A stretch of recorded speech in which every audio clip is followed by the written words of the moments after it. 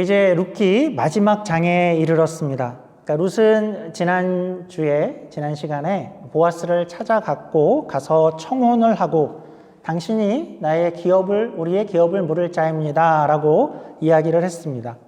복습을 좀 하자면, 그러니까 기업을 물은다는 것은 이런 것이었죠. 이스라엘의 율법이었는데 이스라엘의 공동체에서 어떤 이들이 살다가 어떤 이들이 이제 가난하게 되어서 내 땅과 토지를 팔아야 될 형편이 되었거나, 그리고 또 가난해져서 자신이 팔려서 자신이 종이 되는 그런 경우에 쟤네 그렇게 됐네, 그렇게 놔두지 말고 너희 중에 그들과 가장 가까운 친족이 나서서 값을 치러주고 대신 지불하고 그 친족을 구해내고 원상복귀를 시켜줘라 하는 그런 제도요 율법이었습니다. 그러니까 혈연 공동체의 그 공동체 사회에서 서로를 구하고 돌보고 살려내는 그런 제도였죠. 그리고 그렇게 해주는 기업 물을 자를 우리가 히브리어로도 좀 기억할 만한데요, 고엘이라고 부릅니다. 기업을 물으는 자, 구속하는 자를 고엘이라고 했었죠. 그러니까 룻은 이제 두렵고 떨리는 마음으로 보아스를 찾아가서 그것을 요청했고, 보아스는 흔쾌히 내가 그 기업을 물으리라 라고 했습니다. 그래서 모든 것이 다 잘 되는가 싶었는데 그렇지 않았죠. 한 가지 걸림돌이 있다라고 하죠. 기업을 물으는 것에는 순서가 있는데 본인이 1순위가 아니다라고 했습니다. 일이 어찌 될까 봐야 되겠죠. 보아스는 자신이 나서서 이 일을 행하겠다라고 합니다.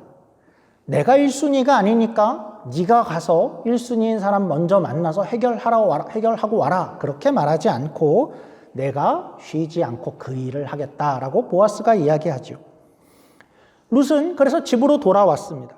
나오미에게 그 일을 모두 설명을 했고 이제 나오미와 룻은 집에 남겨지게 되었죠. 그러니까 이제는 그들이 할 수 있는 일이 없습니다. 그들의 운명이라는 것은 이제 보아스의 손에 달려있게 되었죠.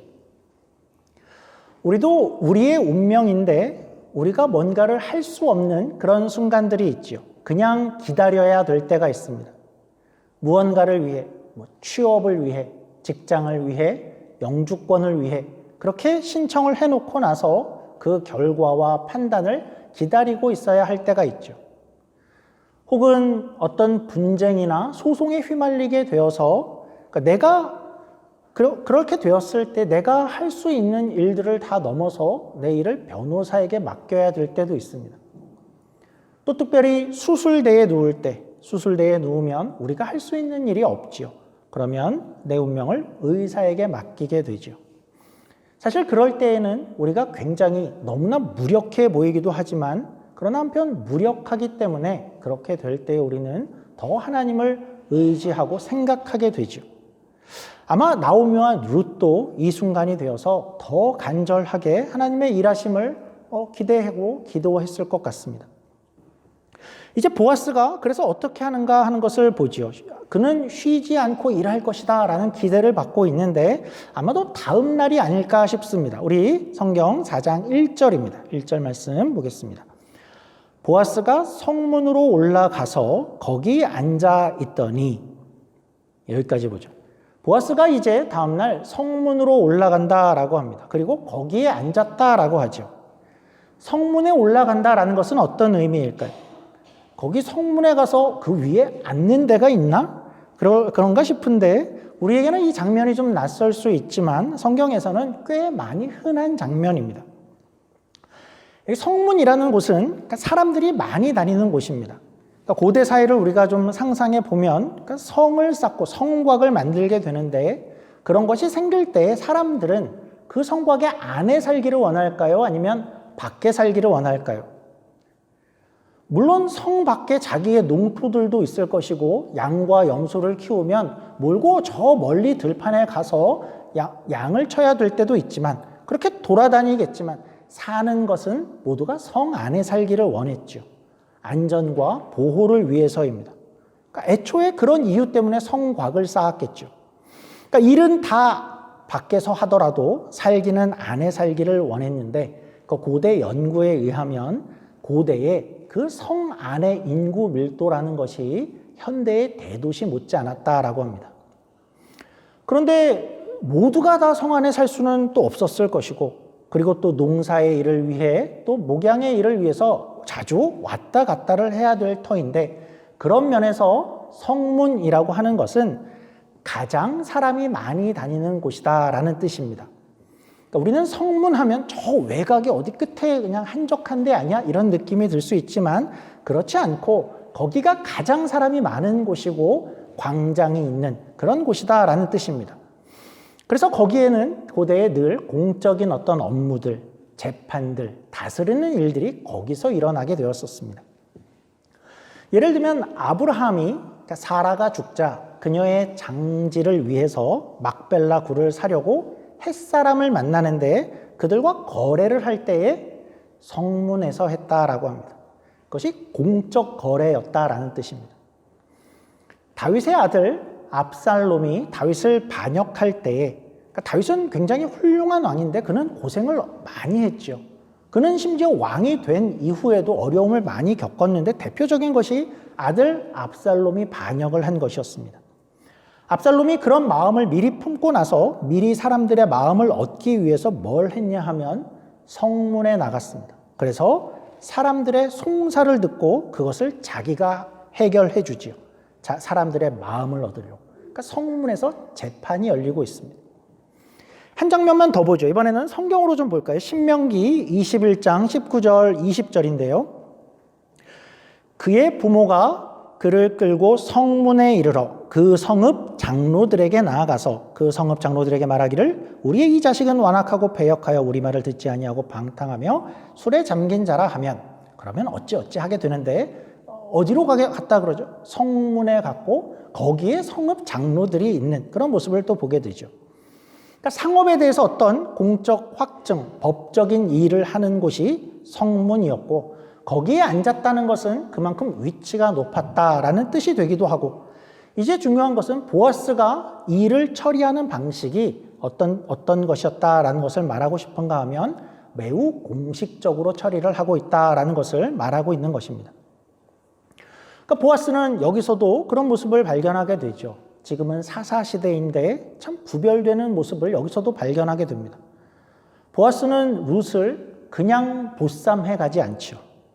야, 그냥 나랑 살자. 그렇게 데려가고 마음대로 하지 않습니다. 에휴, 누가 그러겠습니까? 그런가요?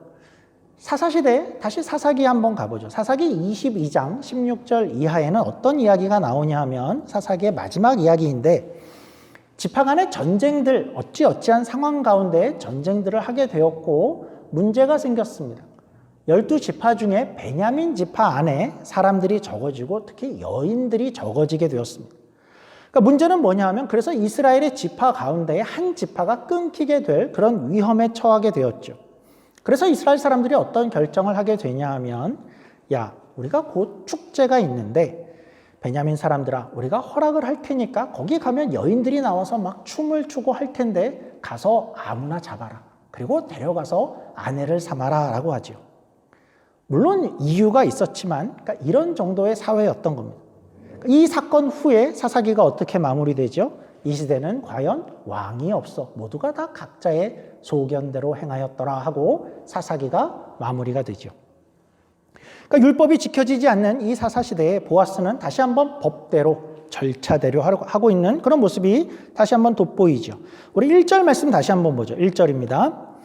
보아스가 성문으로 올라가서 거기에 앉아있더니 마침 보아스가 말하던 기업 물을 자가 지나가는지라. 보아스가 그에게 이르되 아무개여 이리 와서 앉으라 하니 그가 와서 앉으매. 다시 마침이 또 나오죠. 마침. 룻기의 아름다운 단어죠. 우연히, 마침, 하필입니다.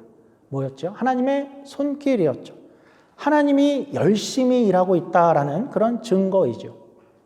그래서 여러분 안에 다시 한번 마침, 우연히 왜 내게 이런 일이 생기지 하는 일이 생긴다면 거기서 하나님의 손길을 느낄 수 있으면 좋을 것 같습니다. 그걸 발견하고 그것을 누리는 것이 또 큰 복이죠. 보아스가 그를 불렀고 그리고 성읍 장로 10명을 앉힙니다. 그리고 나서 우리 3절, 4절입니다. 3절입니다. 보아스가 그 기업 물을 자에게 이르되 모압 지방에서 돌아온 나오미가 우리 형제 엘리멜렉의 소유지를 팔려 함으로 내가 여기 앉은 이들과 내 백성의 장로들 앞에서 그것을 사라고 네게 말하여 알게 하려 하였노라. 만일 내가 물으려면 물으려니와 만일 내가 물으지 아니하려거든 내게 고하여 알게 하라. 네 다음은 나요. 그 외에는 물을 자가 없느니라 하니 그가 이르되 내가 물으리라 하는지라. 보아스가 이야기한 거죠. 네가 기업을 물을 첫째 순서다. 네가 물으겠느냐? 내가 안 하면 내가 하겠다라고 하지요. 너 안 해도 돼. 내가 할게. 이런 어감일까요? 너가 안 하면 내가 할 것이다 라고 이야기를 합니다. 자, 여기까지 말했을 때에 이 이야기를 처음 듣는 독자들은 어떤 마음이 들었을까요? 처음 여기까지 들은 독자들, 또 우리들도 여기까지 읽었을 때 기대는 뭘까요?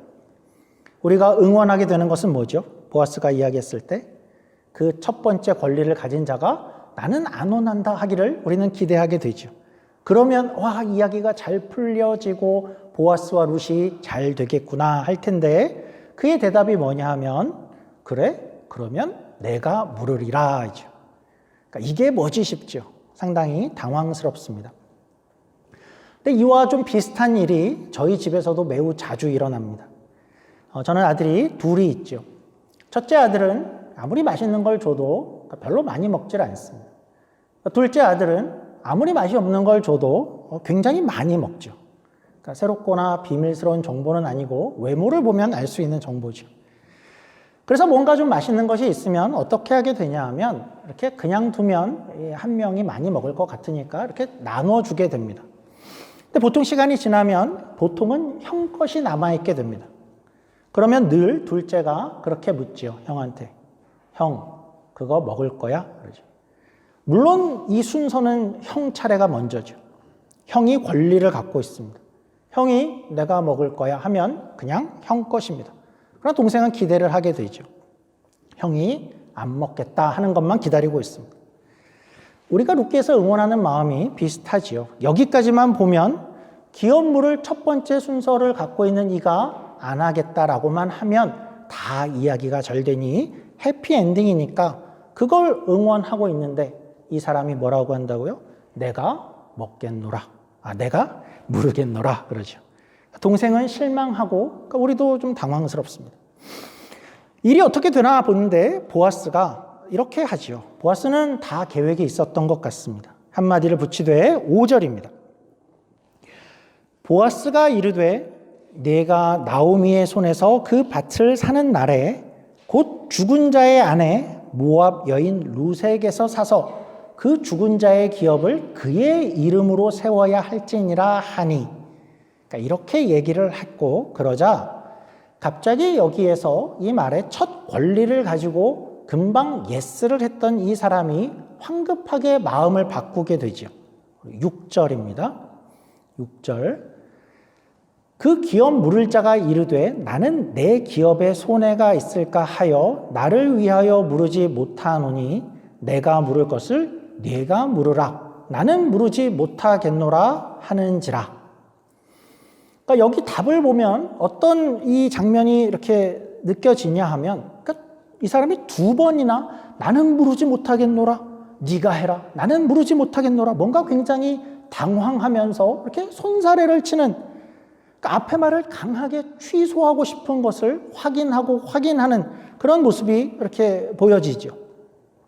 이 사람은 왜 마음을 바꿨죠? 그 이유는 자기가 이야기해 줬죠. 6절에 뭐라고 했냐면 왜 마음을 바꾸냐 하면 나는 내 기업에 손해가 있을까 하여 라고 합니다. 그러면 이것이 어떻게 그에게 손해가 되는 것일까요? 여기 손해가 된다는 것은 어떤 식일까요? 그렇다면 처음에 이야기한 것까지는 아마도 자기에게 이익이 됐다라고 생각했던 것 같은데 이제 룻의 이야기가 나오자 이건 손해가 되겠구나 하게 됐는데 어떤 이유에서이죠? 처음에 이 사람이 내가 물으리라 라고 했을 때에는 분명히 자기에게 이득이 있었습니다. 그러니까 이 땅을 이제 내가 값을 주고 살 권리가 나에게 생기게 되었으니까 이제 내가 소정의 값을 내고 이 땅을 이 땅을 갖게 되면 그 다음에 내가 행해야 되는 책임이라는 것은 한 가지만 있었습니다. 뭐냐면 나오미의 생계만 챙겨주면 되었던 겁니다. 그런데 나오미가 뭐 영원히 사는 사람이 아니죠. 그리고 벌써 나이가 꽤 지긋했을 것입니다. 그리고 이제 나이가 많아서 그녀가 다시 결혼을 해서 아기를 낳을 확률도 없습니다. 그러니까 이제 얼마 후에 나오미가 생을 마감하게 되면 그 땅은 이제 영원히 자기의 땅이 되게 되어 있었습니다. 그러니까 계산기를 두드려 보니까 야, 이거 나한테 이익이구나 하는 것이 된 것이죠. 그런데 보아스가 덧붙인 말은 뭐냐 하면 야, 그런데 룻도 있다는 걸 기억해야 되죠. 그 가정에 며느리 룻이 있어 룻도 데려가야 해야죠. 그런데 그러면 이제 후에 그 데려간 룻이 아기를 낳게 되면 어떻게 되냐 하면 그 계대 혼인법에 의해서 그러니까 아기를 낳으면 이제 자기의 대를 이어가게 되는 것이 아니라 이전 가문, 애초에 고엘과 그 형사 취수법으로 계대 혼인법으로 데려온 이유는 그 가정의 가문을 이어가게 하기 위해서였는데 아기를 낳게 되면 내 대를 이어가는 것이 아니라 이전 가문이 사라지지 않도록 엘리멜렉의 가문에 거기를 이어가게 되어 있었습니다. 아기를 낳게 되면. 룻이 출산을 하게 되면 어떻게 되냐 하면 내가 산 재산, 땅, 가문 이것이 아비멜렉 쪽으로 다 넘어가게 되어 있던 거죠. 그러니까 이 사람의 입장에서는 지금 값을 내가 다 치러주고 나서 그리고 나서도 결국 내 소유가 되지 못할 것이기 때문에 결국 나에게 손해가 된다라는 것이죠. 그러니까 사실은 고엘의 법이라는 것이 취지가 뭐였죠? 고엘이라는 법 자체가 이렇게 내가 손해를 보게 되더라도 상대를 보존해주고 친족을 위해 돌보주자 하는 것이 원래의 법의 취지였죠. 그러니까 원래가 손해를 갖게 되는 것이고 그것을 감수하고도 돌보라 하는 것이 고엘의 법인데 이 사람은 뭐죠? 나 손해 나잖아.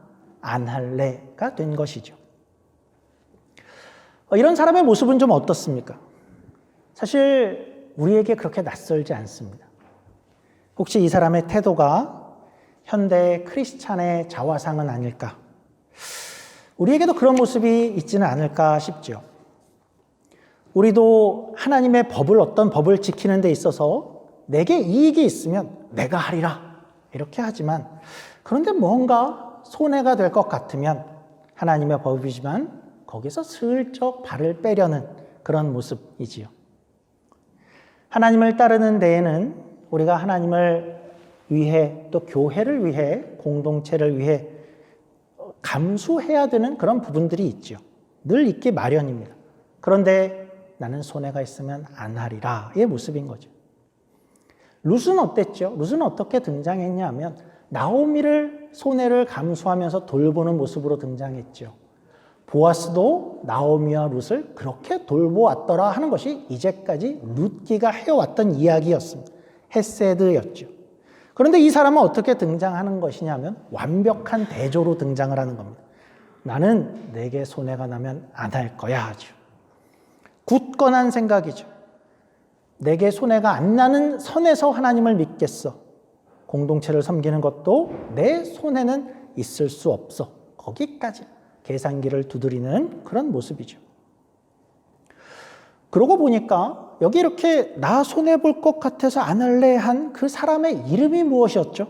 우리 1절로 다시 가보죠. 1절입니다. 보아스가 성문으로 올라가서 거기 앉아 있더니 마침 보아스가 말하던 기업 물을 자가 지나가는지라 보아스가 그에게 이르되 아무개여 이리로 와서 앉으라 하니 그가 와서 앉으매. 이 사람의 이름은 아무개였습니까? 아니지요. 그러니까 이름이 있었을 것입니다. 보아스가 이 사람의 이름을 몰랐을까요? 그래서 여기 부를 때 어이 아무개 씨 이렇게 불렀을까요? 그럴 리가 없죠. 이 사람은 보아스에게 아주 가까운 친족이었죠. 또 기업을 물을 첫째 순서가 있다 이 사람인 걸 알았는데 그의 이름을 모를 리가 없습니다. 보아스는 분명히 그날 그의 이름을 불렀을 것이죠. 그리고 성경의 저자도 이 사람의 이름을 알았을 것입니다. 그런데 그 이름을 굳이 기록하지 않지요. 분명한 이름을 기록하지 않는 것이 이 룻기 저자의 어떤 습성이었을까요? 그렇지 않았습니다. 아비멜렉의 이름부터 일찍 죽은 기론과 말론의 이름도, 또 잠시 나왔다가 들어간 며느리 오르바의 이름도 기록한 게 룻기의 저자였죠. 그런데 이 사람은 그냥 아무개랍니다. 별로 중요하지 않고 기록할 의미가 없고 기억될 필요가 없다라는 뜻이겠죠. 사실은 생각해 보면 이 사람의 가능성이라는 면에서는 여차하면 혹시 이 사람이 이 지금 여기서 기업을 물은다면 이제 그는 그의 후손으로 다윗을, 그리고 그의 후손으로 예수님을 태어나게 할 그 족보에 오를 그런 사람이 될 수 있었던 사람이었죠. 그러나 그는 어땠다고요? 기업에 손해가 날까봐 하여 그 영원한 기업에서 멀어지는, 결국은 아무것도 아닌 인생이 되었다라는 것이죠. 우리는 하나님 나라에서 어떨까요? 아무나로 기억되고 싶지는 않죠. 신약 성경에 가면 부자와 거지 나사로의 이야기가 나오죠. 나사로는 거기서 거지이지만 그런 이름이 있죠. 그러나 부자는 끝까지 이름이 나오지 않습니다. 부자는 하나님 나라에서 기억될 사람이 아니기 때문이죠. 또 성경을 읽어보면 성경에 족보가 굉장히 많이 나오죠. 족보를 볼 때마다 우리는 상당히 괴롭습니다. 뭐 이렇게 이름이 많고 읽기도 어려운데, 통독할 때 제일 힘든 부분이고 내가 이걸 계속 읽어야 되나 하는 마음이 드는 부분이죠. 그런데 그 이름이 쓰여진 그 사람에게는 어떨까요? 내 이름이 기록된 것의 의미, 성경에 하나님 나라에 내 이름이 있다는 것은 그 사람에게 큰 영광일 것입니다.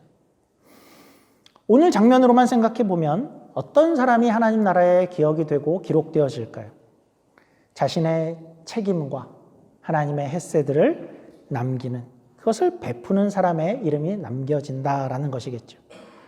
오늘 나에게 손해인 것 같아도 하나님의 햇새들을 베푸는 것으로 하나님의 사람이 되어진다라고 이야기할 수 있을 것 같죠.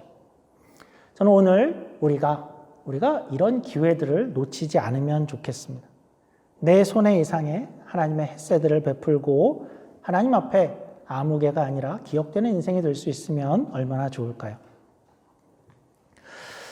그런데 우리는 여기서 이제 여기 사건에서 이런 궁금증이 좀 생깁니다. 왜 보아스가 그러면 처음부터 룻에 대한 이야기를 처음부터 했으면 좋았을 걸 왜 이렇게 두 단계로 나눠서 질문하고 답을 들었을까 하는 생각이죠. 그렇게 해서 이 사람도 너무나 당황하게 되고 또 오늘 읽는 우리도 마음을 졸이게 됐는데 왜 그랬을까? 결국 되어진 것을 보니 우리가 이런 장면을 발견할 수 있게 된 것이었죠. 이 사람이 나는 안 하겠다고 강하게 손사래를 치는 그 장면을 우리가 보게 되었죠. 누구 앞에서 그랬다고요? 10명의 장로들 앞에서, 또 성문의 많은 사람들 앞에서 그 장면이 나타나게 되어졌죠. 그래서 이렇게 함으로써 이 사람이 거절했다라는 것을 아주 분명케 한 것 같습니다. 거래를 많은 사람들, 증인들 앞에서 그의 의사를 확실하게 드러내게 한 것 같죠. 보아스는 정말 지혜로운 것 같고, 그리고 이제 마지막 확증 절차까지 나아가게 되죠. 우리 7절, 8절인데요. 7절을 읽어보죠. 7절입니다. 옛적 이스라엘 중에는 모든 것을 무르거나 교환하는 일을 확정하기 위하여 사람이 그의 신을 벗어 그의 이웃에게 주더니 이것이 이스라엘 중에 증명하는 전례가 된지라. 오늘날 우리도 참 사인을 많이 하죠. 중대한 거래부터 아이들 학교 작은 폼들까지 사인을 많이 하게 되는데, 저 시대에 말하자면 사인, 도장과 같은 역할을 하는 것입니다. 사람들 앞에서 내 신을 벗어주는 것으로 마지막 거래가 마무리가 되었다. 이것이 오늘날의 도장과 같은 것이고 이제 거래가 완벽히 마무리되었다라는 뜻입니다. 자, 이렇게 해서 이제 보아스가 룻과 나오미를 향해서 기업 물을 자 고엘이 되었죠. 그 이후의 이야기는 이제 나오미와 룻이 그래서 그 집이 살아나게 되었어. 거기 아기가 태어났어. 온 동네가 축복하는 그런 장면이 이어지게 됩니다. 이제 룻과 나오미는 살아나게 되었죠. 돌아보면 정말 비참했던 그녀의 인생이었는데, 그리고 그들의 힘으로는 스스로는 원상복귀할 수 있는 능력이 전혀 없는 그런 상황에 있었는데 그들은 어떻게 이렇게 살아나게 되었죠? 누군가가 나타났죠. 누군가가 나타나서 자의적으로 내가 행하리라 그들을 그렇게 살려냈죠. 나오미와 룻은 그 중요한 일이 일어나는 그 순간에도 그 자리에도 없었습니다. 그들은 가만히 있을 뿐이었죠. 그러나 그 일을 행하는 어떤 이가 너무나 열심입니다. 자신의 손해를 감수하고 있죠. 여기 손해라는 단어는 망하다라는 뜻을 가지고 있습니다. 그러니까 이는 지금 망할 수 있는 것을 감수했다라는 뜻입니다. 그렇게 보아스는 그들에게 고엘이 되어 주었죠. 그렇다면 우리에게도 고엘이 있습니까? 고엘이 있지 않습니까? 누군가가 고엘이 되어서 우리에게 다가오지 않았나요? 우리 중 누가 하나님 앞에 의롭다 함으로 설 수 있는 사람이 있었을까요? 거룩한 하나님 앞에 우리가 서게 될 때에 하나님, 나는 죄가 없어요. 마음도 깨끗해요. 내 안에 시기, 질투, 미움 이런 거 없습니다. 저는 욕심이나 탐심, 하나님의 뜻에 거스리는 그런 마음을 가진 적도 없어요. 그런 사람이 누가 있겠습니까? 우리는 그런 면에서 다 나오미와 같았습니다. 이대로 하나님 앞에 선다면 그냥 망할 인생이었죠. 스스로는 그것을 깨달아도 우리가 바꿀 능력도 없었습니다. 우리가 할 수 있는 일이 없었죠. 우리가 하는 일이라고는 나오미와 룻처럼 가만히 있을 수밖에 없었죠. 그런데 그때 누군가가 열심히 일을 하시기 시작을 합니다. 자신이 우리 대신에 고엘이 되어주겠다라고 나서시죠. 우리를 원상복귀 시켜주겠어라고 하시죠. 자신이 망하는 것을 감수해내겠다라고도 하십니다. 우리가 져야 할 죄의 형벌, 대가, 그 책임, 그 값을 대신 치르겠다라고 하시죠. 그리고 그는 어디로 가셨죠? 모든 사람들이 보는 앞에서 공적인 자리에서 십자가에 오르시게 되죠. 매를 맞으시고 채찍을 맞으시고 창에 찔리고 머리에는 가시관을 쓰고 머리에서도 피를 흘리시고 우리의 죄의 값이 그만큼 악했다라는 것이죠. 그리고 그가 거기서 우리의 모든 값을 치르셨습니다. 그리고 그는 우리의 기업 물을 자, 우리를 살리는 자가 스스로 우리를 살리시는 고엘이 되어주신 것이죠. 우리 갈라디아서 3장 13절입니다. 그리스도께서 우리를 위하여 저주를 받은 바 되사 율법의 저주에서 우리를 속량하셨으니 값을 치르고 구했다라는 뜻이죠. 기록된 바 나무에 달린 자마다 저주 아래에 있는 자라 하였습니다. 그래서 오늘 우리가 여기에 있다라는 것이죠. 나오미와 룻의 생애가 다시 회복되어지고 기쁨을 누린 것처럼 우리가 여기 있을 수 있게 되었어가 된 것이죠. 우리가 이 시간에는 그 주님의 십자가를 다시 한번 기억하면 좋을 것 같습니다. 우리가 바로 이 시간 이어서 성찬의 시간으로 이어가려고 합니다.